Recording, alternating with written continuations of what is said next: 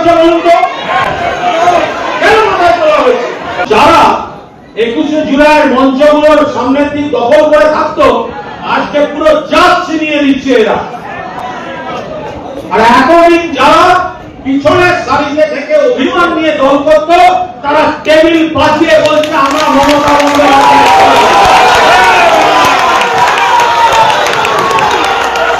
শুধু ফেসবুক দিয়ে পার্টি হবে না, শুধু ফেসবুক দিয়ে পার্টি হবে না। আমরা শুধু ফেসবুকে শেয়ার হয়ে গেলাম, আমি মানুষের পাশে নেই, দুটো দিয়ে হবে না। দিদিকে বলবো, আক্ষেপ নিয়ে বলবো, তাদের নিয়ে চলেছে। একটা দিদির ছবি তুলতে গেলে একা দিদিকে পাওয়া যেত না, ডান দিকে বাঁ দিকে যাদের দেখা যেত। আপনারা দেখলেন বেলেঘাটার তৃণমূল বিধায়ক মানে মমতা পন্থী তৃণমূল বিধায়ক কুণাল ঘোষ এদিন মহারাষ্ট্র নিবাসে দক্ষিণ কলকাতা সাংগঠনিক জেলার একটি সমাবেশ ছিল, সম্ভবত 21শে জুলাই কর্মসূচিকে সামনে রেখে। সেখানে গিয়ে কুণাল ঘোষ প্রায় আধ ঘন্টা বক্তব্য করেন এবং তার বক্তব্যের পুরোটাই ছিল আগুন ঝরানো, যার মধ্যে আবার তিনি এই মুহূর্তে তাদের যে মূল প্রতিপক্ষ অর্থাৎ শাসক দল বিজেপি, তাদের বিরুদ্ধে যদি একটি কথা বলে থাকেন 100টি শব্দ তিনি ব্যয় করেছেন তার দলের যারা বিদ্রোহী তাদের দিকে, এবং শুধু তাই নয় দলের শীর্ষ নেতৃত্বের দিকে। এবার মমতা বন্দ্যোপাধ্যায় পন্থী তৃণমূল কংগ্রেসের শীর্ষ নেতৃত্ব বলতে কে? খোদ মমতা বন্দ্যোপাধ্যায় এবং তারপর অভিষেক বন্দ্যোপাধ্যায়। এদিন তার বক্তব্যের মধ্যে স্পষ্ট উঠে এসছে, আমি আপনাদের শুরুতে কিছুটা শোনালাম, আরও কিছুটা আমি প্রতিবেদনের পরের অংশে শোনাবো, যেখানে কিন্তু ক্ষোভ উগড়া দিয়েছেন কুণাল ঘোষ। এবং এটা প্রথম থেকেই, বিশেষ করে বিদ্রোহী তৃণমূলদের ভাগাভাগির সময় থেকে তিনি প্রতিদিন নিয়ম করে বলে আসছেন। তিনি একদিকে যেমন গঠনমূলক সমালোচনা করছেন, বিধানসভার ভিতরে বাইরে সরকারের বিরোধিতা করছেন, সমালোচনা করছেন, ঠিক একইভাবে সমান তালে তিনি তার দলের বিদ্রোহীদেরও কটাক্ষ করছেন, সেই সঙ্গে শীর্ষ নেতৃত্বের প্রতিও রোজ ক্ষোভ অভিমান উগড়ে দিচ্ছেন। দেখুন, কুণাল ঘোষকে নিয়ে যারা চর্চা করেন বা বাংলার রাজনীতিতে কুণাল ঘোষকে নিয়ে যখন আলোচনা হয় তার প্রচুর দোষগুণ সামনে আসে। এবার দেখুন, একজন মানুষ আবার বিশেষ করে যদি তিনি রাজনৈতিক ব্যক্তিত্ব হন তাহলে দোষে গুণে সেই মানুষ। কিন্তু কুণাল ঘোষ সম্পর্কে অন্তত একটি জায়গায় সকলে একমত, বিশেষ করে তার যারা চরম বিরোধী, সেটা দলের মধ্যে হোক বা বিরোধী দলের, তারা কিন্তু এই কথাটি বলে থাকেন যে কুণাল ঘোষের অন্তত সাদা মনে কাদা নেই, ওনার মনে যেটা আসে একদম স্বতঃস্ফূর্তভাবে সেটা তিনি বলে দেন, কোনো নাটকবাজি করেন না। এদিনও দক্ষিণ কলকাতার এই কর্মসূচিতে তিনি সেটাই করেছেন। তিনি বলছেন এটা তো মমতা বন্দ্যোপাধ্যায়ের দোষ, এটা তো আমাদের শীর্ষ নেতৃত্বের দোষ। গত কয়েক বছর ধরে ক্ষমতার অলিন্দে যখন মমতা বন্দ্যোপাধ্যায় ছিলেন তখন তাকে ঘিরে যারা থাকতেন বা এই ধরুন 21শে জুলাই যেটা নিয়ে খুব চর্চা হচ্ছে, মঞ্চে যারা জায়গা পেতেন তারাই তো আজকে মমতা বন্দ্যোপাধ্যায়ের পিছনে ছুরি মারছেন। তাদের নিয়ে তো মমতা বন্দ্যোপাধ্যায় বেশি লাফালাফি করতেন, তাদেরকেই বিশ্বাস করতেন। তখন এই কুণাল ঘোষরা মমতা বন্দ্যোপাধ্যায় থেকে কয়েকশো যোজন দূরে থাকতো।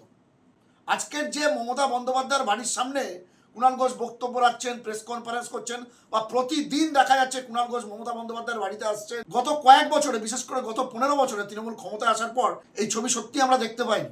এখনো তৃণমূলের মরা জোয়ারে যারা বুক বাজিয়ে তৃণমূলটা করছেন, মানে মমতা বন্দ্যোপাধ্যায়ের প্রতি তৃণমূল, তারা কেউই ওই সময় পাত্তা পেতেন না। কারণ ওই মমতা বন্দ্যোপাধ্যায় শেষের দিকে তো আর চোখ দিয়ে দেখতেন না, তিনি কান দিয়েই দেখতেন। এমনই অভিযোগ রয়েছে তৃণমূল নেত্রীর বিরুদ্ধে। কান দিয়ে দেখতেন মানে কি? মানে ওনার ঘনিষ্ঠ বৃত্তের মধ্যে যে 4-5 জন 6 জন 8 জন নেতা থাকতো, তারা ওনার কানে গিয়ে যে মন্ত্র বলতেন উনি কোনো কিছু বিচার না করেই সেই মন্ত্রটাই পড়ে দিতেন এবং সেটাই নির্দেশ হয়ে যেত। আমরা তো অত ভিতরের খবর জানি না, কিন্তু রাজনৈতিক মহলে এমন চর্চাও হয় রাজ্যের বর্তমান মুখ্যমন্ত্রী শুভেন্দু অধিকারীরও তৃণমূল ত্যাগের পিছনে এমনই একটা রসায়ন বা সমীকরণ কাজ করেছিল। অনেকেই আলোচনা করেন মমতা বন্দ্যোপাধ্যায় নিজে যদি একবার শুভেন্দু অধিকারীর সঙ্গে সামনাসামনি বসে সমস্যা মেটানোর চেষ্টা করতেন তাহলে হয়তো আজকের এই দিনটা তাকে বা তার দলকে দেখতে হতো না। যাই হোক, এমন আলোচনা হয়, ভিতরের খবর সত্যি মিথ্যা আমরা জানি না। কিন্তু কুণাল ঘোষও ঘুরিয়ে সেরকমই কিছু কথাবার্তা বলছেন। তার কিছু কিছু ভূমিকায় দলের সৎ প্রকৃত নিষ্ঠাবান কর্মীরাও আজকের অভিমান বা ক্ষোভ প্রকাশ করছেন, কেউ কুণাল ঘোষের মতো প্রকাশ্যে, কেউ বা আড়ালে আবডালে বা নিজের অন্তরের অন্তঃস্থল থেকে বিষয়টা উপলব্ধি করতে পারছেন। যাই হোক, এটা তো গেল মমতা বন্দ্যোপাধ্যায়ের বিষয়। অন্যদিকে ঋতব্রত বন্দ্যোপাধ্যায়, যিনি রাজ্যের মাননীয় বিরোধী দলনেতা, অন্তত খাতায় কলমে তাকে শুরু থেকেই অ্যাটাক করে আসছেন কুণাল ঘোষ। এবং এই ঋতব্রত বন্দ্যোপাধ্যায়কে মাথায় তুলেছেন কে? কুণাল ঘোষ নাম না করলেও পরিষ্কার বুঝিয়ে দিয়েছেন তার নিশানায় অভিষেক বন্দ্যোপাধ্যায়। এই অভিষেক বন্দ্যোপাধ্যায় ঋতব্রতদের মাথায় তুলেছিলেন বলেই অভিযোগ কুণাল ঘোষের। এমনকি যদি চতুর্থবারের জন্য তৃণমূল কংগ্রেস ক্ষমতায় আসতো, তাহলে এই ঋতব্রত একটি ভালো দপ্তরের মন্ত্রী হতো বলেও দাবি করেছেন কুণাল ঘোষ। তখন এই কুণাল ঘোষরা একজন সাধারণ এমএলএ হিসাবেই বিধানসভায় একেবারে পেছনের বেঞ্চিতে গিয়ে বসতেন। এই ক্ষোভ অভিমানটা কিন্তু এদিন তিনি উগড়ে দিয়েছেন। এদিন না, একেবারে শুরু থেকে আমরা দেখছি প্রতিদিন তিনি যেমন রাজ্যের শাসক দল বিজেপির বিরুদ্ধে বিধানসভার ভিতরে বাইরে গঠনমূলক সমালোচনা করছেন, ঠিক একইভাবে নিজের দলের শীর্ষ নেতৃত্বকেও কিছু কিছু কারণের জন্য, বিশেষ করে বিপর্যয়ের জন্য একেবারে দোষারোপ করছেন এবং মন খুলে করছেন। অর্থাৎ তেলবাজিতে কুণাল ঘোষ নেই, সেটা তিনি প্রমাণ করে দিচ্ছেন। এদিন দক্ষিণ কলকাতার সাংগঠনিক বৈঠকে দলের শীর্ষ নেতৃত্বকে নিশানা করে ঠিক কি বলেন আপনারা শুনুন।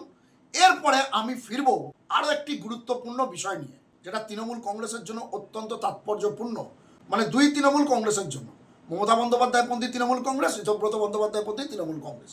যে বিষয়টি এখন প্রতিদিন রাজনৈতিক মহলে চর্চার কেন্দ্রবিন্দুতে রয়েছে, সেটা হলো মমতা বন্দ্যোপাধ্যায় মানে তৃণমূল কংগ্রেস, তৃণমূল কংগ্রেস মানে মমতা বন্দ্যোপাধ্যায়, একে অপরের পরিপূরক। এবং তৃণমূল ও মমতা একে অপরের সমর্থক। মুদ্রার এপিঠ আর ওপিঠ সেই মমতা বন্দ্যোপাধ্যায়ের হাত থেকে তৃণমূলের জোড়াফুল সিম্বল বা তৃণমূলের যে রাজনৈতিক প্রতীক, ইলেকট্রাল প্রতীক, সেটা কি হাতছাড়া হতে চলেছে?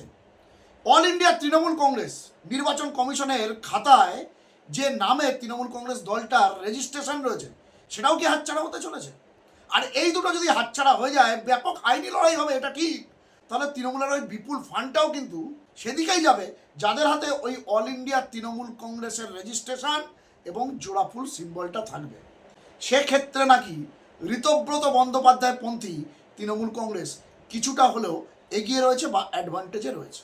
এই বিষয়টা নিয়ে আমি আলোচনায় ফিরবো, কিন্তু তার আগে কুণাল ঘোষ এদিন শীর্ষ নেতৃত্বের ওপর ক্ষোভ অভিমান উগড়ে দিয়ে ঠিক কি বললেন আরেকবার শোনাবো। এই দলের বিরুদ্ধে আমার ক্ষোভ আছে, আমি কুণাল ঘোষ বলছি ক্ষোভ আছে, কিন্তু হাতে 1 মাস হয়নি, আঙুল থেকে ভোটে যাবেনি। আমি বেইমানি করবো দিদির সঙ্গে? হয় আমাদের দলের দোষ এই সব যতগুলো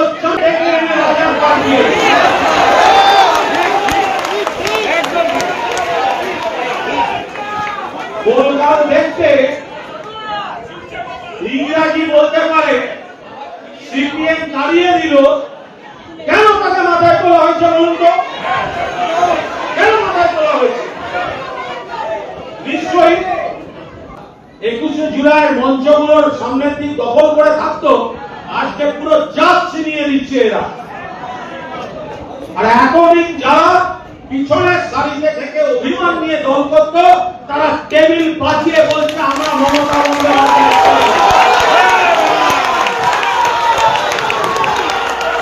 নতুন অনেকে আসছে, আমাদেরও কিন্তু একটু ভুল ত্রুটি সংশোধন করে নিয়ে চলতে হবে। কুণাল ঘোষ দু একটা খারাপ কথা বলে একবারও ভাববেন না কুণাল দলের বিরোধী। কুণাল ঘোষ মন থেকে জীবন দিয়ে প্রমাণ করে দেবে দিদির সঙ্গে আসবে।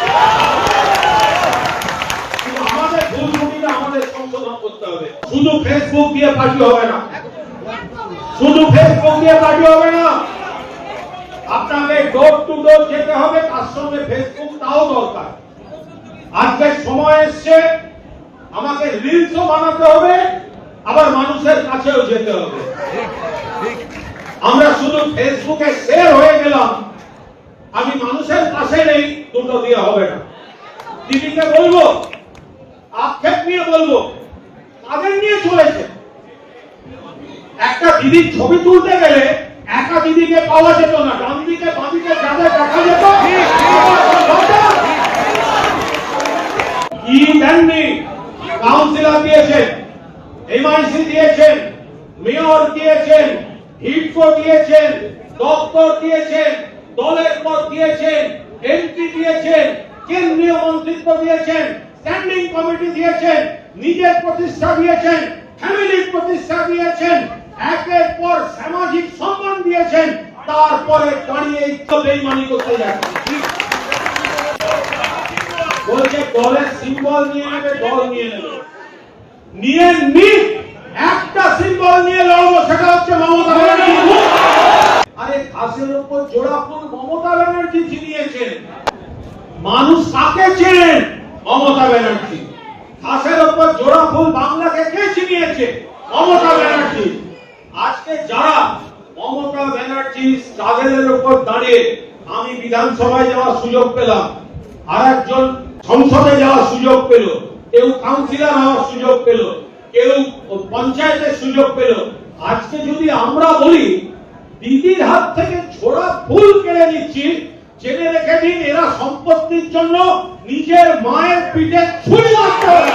সিপিএম এর মাল, লাখ খাওয়া মাল, সিপিএম এর লাখ খাওয়া মাল, নির্লজ্জ বেহায়া।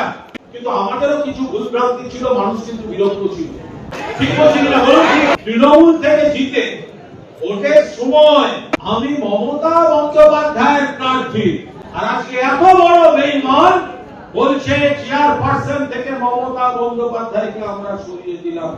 একেবারে গ্রাসরুট থেকে যারা আসবেন, যারা উপেক্ষিত ছিলেন, যারা সিনিয়র, যাদের অনেক অভিজ্ঞতা আছে, মানুষ দু হাত তুলে আশীর্বাদ করবেন, দু হাত তুলে আশীর্বাদ করবেন। কুণাল ঘোষের বক্তব্যের এই অংশটুকু শুনলে আপনারা বুঝতে পারবেন উনি যেমন নবীন প্রবীণ দুটো প্রজন্ম যারা এতদিন ব্রাত্য ছিল, উপেক্ষিত ছিল, বঞ্চিত ছিল, তাদেরও যেমন তিনি উৎসাহিত করার বা বুস্ট করার চেষ্টা করলেন, শীর্ষ নেতৃত্বকে যেমন নিশানা করলেন, ভুলগুলো শুধরে নেওয়ার কথা যেমন বললেন, ঠিক একইভাবে আরও একটি কথা কিন্তু কুণাল ঘোষ এখানে বলে গিয়েছে। আপনারা খেয়াল করলেন কিনা জানি না, আমি আপনাদেরকে একটু ধরিয়ে দিই। সেটা হলো একটি টেকনিক্যাল কথা। উনি কিন্তু একটা কথা মুখ ফসকে বলেছেন বা সচেতনভাবেই বলেছেন, সেটা হলো তৃণমূলের সিম্বল চলে যায় যাক, মমতা ব্যানার্জির মুখটাই হলো তৃণমূল। আরও একবার বলছি, উনি কিন্তু এই কথাটা বারবার বলছেন, তৃণমূলের সিম্বল চলে যায় যাক, মমতা ব্যানার্জির মুখটাই হলো তৃণমূল। তার মানে কি কুণাল ঘোষরা কোথাও থেকে একটু আন্দাজ করতে পারছেন যে না, আর তৃণমূল কংগ্রেসের সিম্বল মানে জোড়াফুল সিম্বল এবং অল ইন্ডিয়া তৃণমূল কংগ্রেস অর্থাৎ তৃণমূল কংগ্রেসের যে ট্রেডমার্ক সেটা হয়তো মমতা বন্দ্যোপাধ্যায়ের হাতে থাকবে না। এটা ঠিক, ইতিহাসে লেখা থাকবে মমতা বন্দ্যোপাধ্যায় মানে তৃণমূল কংগ্রেস, কিন্তু অফিসিয়ালি বা আইনগতভাবে বা ডকুমেন্টসে সেই সিম্বল হয়তো হাতছাড়া হতে চলেছে মমতা বন্দ্যোপাধ্যায়ের। এর আগে মৌহা মৈত্রও কিন্তু একই ইঙ্গিত দিয়েছিলেন। আর এরই মাঝে হলো টুইস্ট, ঋতব্রত বন্দ্যোপাধ্যায় রাজ্যের বিরোধী দলনেতা, তিনি এবং তাঁর শিবিরে থাকা 10 জন বিধায়ক অরূপ রায়, আকরুজ্জামান, সন্দীপন সাহারা, তারা কিন্তু আজই দিল্লি উড়ে গিয়েছেন। আগামীকাল জাতীয় নির্বাচন কমিশনের ফুল বেঞ্চের সামনে তারা বসবেন, তাদের বক্তব্য তারা জানাবেন, কারণ নির্বাচন কমিশনই তাদেরকে কল করেছে। বুঝতে পারছেন? নির্বাচন কমিশনের ফুল বেঞ্চ, তার সামনে ঋতব্রত বন্দ্যোপাধ্যায়রা তাদের বক্তব্য পেশ করবেন, তাদের সংখ্যা দেখাবেন, নির্বাচিত জনপ্রতিনিধিদের সংখ্যা। এরপরে হয়তো মমতা বন্দ্যোপাধ্যায়পন্থী তৃণমূল কংগ্রেসের নেতাদেরও ইলেকশন কমিশন ডাকবে, ফুল বেঞ্চ তাদের কথাও শুনবেন। কিন্তু যেটা মনে করছে রাজনৈতিক মহল বা সংশ্লিষ্ট মহল, যারা এই নির্বাচন কমিশনের বিষয়টা বা এই আইনের বিষয়টা, জটিলতার বিষয়টা যারা বোঝেন, তারা কিন্তু একটা আন্দাজ করছেন, যেটা কুণাল ঘোষ, মহুয়া মৈত্ররাও বুঝে গিয়েছেন, যে হয়তোবা শেষ পর্যন্ত আইনি লড়াই হলেও এই সিম্বল এবং দলের রেজিস্ট্রেশন তাদের হাতে আর ধরে রাখতে পারবেন না। আগামীকালের দিকে আমাদের নজর থাকবে কি হয় দিল্লিতে নির্বাচন কমিশনের দপ্তরে।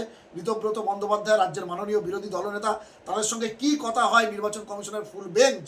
তারপরে আমাদের নজর থাকবে কালীঘাটপন্থী অর্থাৎ মমতা বন্দ্যোপাধ্যায়পন্থী তৃণমূল কংগ্রেসের নেতৃত্বকে কবে ডাকবে নির্বাচন কমিশন, সেদিকে আমাদের নজর থাকবে। কিন্তু ফার্স্ট ল্যাপে অ্যাডভান্টেজ ঋতব্রত বন্দ্যোপাধ্যায়পন্থী তৃণমূল কংগ্রেস, তা বলার অপেক্ষা রাখে না। এটা ঠিক, মমতা বন্দ্যোপাধ্যায় মানেই তৃণমূল, তৃণমূল মানেই মমতা বন্দ্যোপাধ্যায়, এই বিষয়ে কারুর মনে কোনো সন্দেহ নেই। কিন্তু অফিসিয়ালি বা ডকুমেন্টস বা নথি শেষ কথা বলে, তো সেক্ষেত্রে হয়তো কিছুটা হলেও এগিয়ে যাচ্ছেন ঋতব্রত বন্দ্যোপাধ্যায়রা, এবং সেই ইঙ্গিত মমতা বন্দ্যোপাধ্যায় শিবিরও সম্ভবত পেয়ে গিয়েছে। তো দর্শক বন্ধুরা, এই প্রতিবেদন আমি এখানে শেষ করব। এক্ষেত্রে আপনাদের মূল্যবান মন্তব্য কমেন্ট বক্সে লিখতে ভুলবেন না। আপনাদের গুরুত্বপূর্ণ মতামত ও পরামর্শ খবরওয়ালা সোমনাথ ইউটিউব চ্যানেলকে আরও সমৃদ্ধ করবে। ভালো থাকবেন, সুস্থ থাকবেন, সতর্ক থাকবেন। খবরওয়ালা সোমনাথ ইউটিউব চ্যানেলের সঙ্গে থাকবেন। নমস্কার।